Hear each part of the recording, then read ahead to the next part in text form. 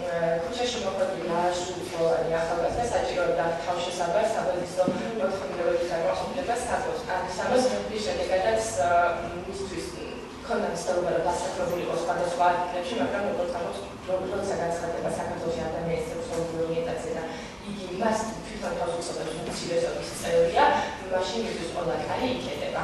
და ყველაზე მარტივი თავის შემოსგზად მეძალობა ესახება. საქართველოში ყველაზე მოთხოვნის ტრანსექსუალები არიან, რომ ასე ასახელებს.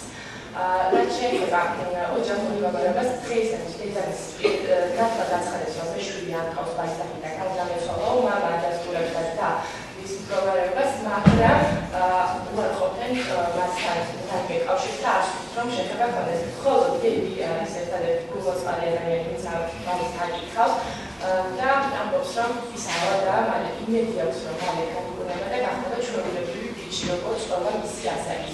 რაც შეეხება მის მდგომარეობას საზოგადოებაში, იგი არის სამჯერ სექსუალური ძალადობის მსხვერპლი თავისი პროფესიული საქმიანობის პროცესში და არაერთხელ ფიზიკური ძალადობის მსხვერპლი.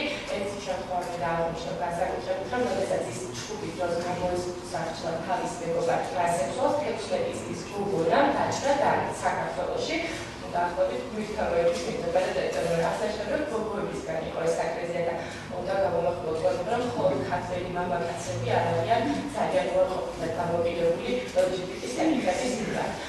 ბაიოკსტას არის ერთ-ერთი სახელმწიფო გამოუწვევს დროებით თავშესაფარი და თავშესაფარში, მაგრამ როდესაც ვეკითხები, რომ ეხლა ხო გაქვს საჭიროები თქვა სამოსი დასაწყისებელი საშუალება ხო შეიძლება ეხლა არ გაგვიდა პანაზე კი მომეწონა.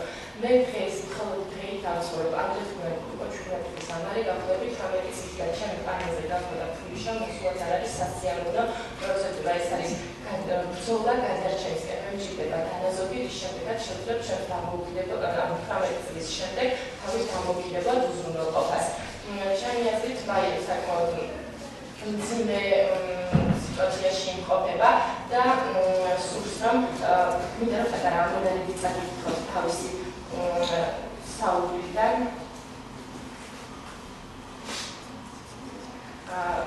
ეხლა რომ პანელთან დაკავშირებით ესეთ მომენტს საკითხებს.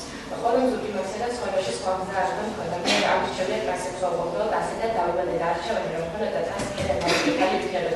და შემთხვევაში იყო ცხოვრებაში და ჩემთვის ისე ვცდილობ ირგვლივ არავის პასუხებს. ხოლმე სამსიაოვნე დღეში რამდენიმე მამაკაცის მომსახურება.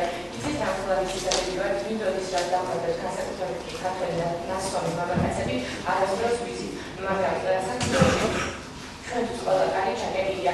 სიამოვნებით ვმუშავებთ თუნდაც ფარგლებს. საერთოდ რომ მქონდეს ერთი პარტია შევიჭერდით ცხოვრებდი ბედნიერად, მასთან ვისეირნებთ ბუნებაში მოვუსმენთ მუსიკას. ნუ ვიცხოვრებდი რადიკალურად და თავისუფლად. ჰეტეროსექსუალების მეტი შანსი გაქვს ცხოვრებაში, ცინცვის ჩვენ კი ჩვენს მხარეში აბანაშებია. ამიტომ მინდა წავიდე საცხოვრებლად საზღვარგარეთამდე და ესპანეთსა და ძალიან ლამაზი მამაკაცები ცხოვრობენ.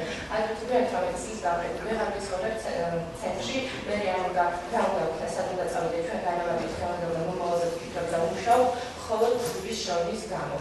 დღეს მდგომარეობით, როგორც ფსიქოლოგები და მათგანშორის სოციალური მუშაკები აღნიშნავენ, პარისაკსთან მდგომარეობა ფსიქოსოციალური რეაბილიტაცია ჭირდება, ხოლო ჩემი მეორე პროექტი არის ემა არის 17 წლის ასევე თავკანობით ტრანსექსუალად, მაგრამ ის ტრანსექსუალურ ცხოვრებაში ერთიც განსაკუთრებით დღესაც ცხოვრობს ოჯახში, მისი ორიენტაციის შესახებ რეგისტრირება არაფერი ეცემ ფიქრობ, რომ განიზიარებს ფაიზდებს და როგორც თვითონ წარმოგვიდგენს ტრანსექსუალად წარმოგვიდგენს, მაგრამ ყავს ცოლი და შვილი. ეს ცოლი და შვილი შეიძლება განიხილოს ორ კონტექსტში, ერთი როგორც მოზარდების გაუცნობიერებელი საქციელი, რომლის შედეგადაც დაიბადა ბავშვი და მეორე როგორც საზოგადოებისთვის თვალის ახობის ძალიან კარგი ინსტრუმენტი.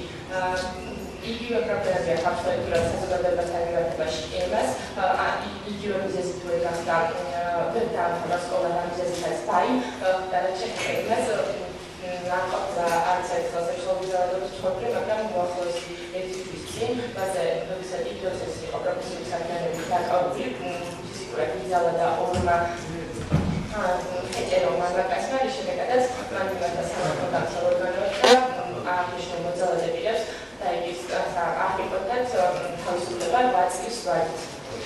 ორი სამი წლის წინ ისევ განხორციელდა მასზე თავადება, მაგრამ ის გამოვარა სრულწლოვანი იყო და საჭირო იყო შობის თანხმობა და მოგზაურობების დაშლა.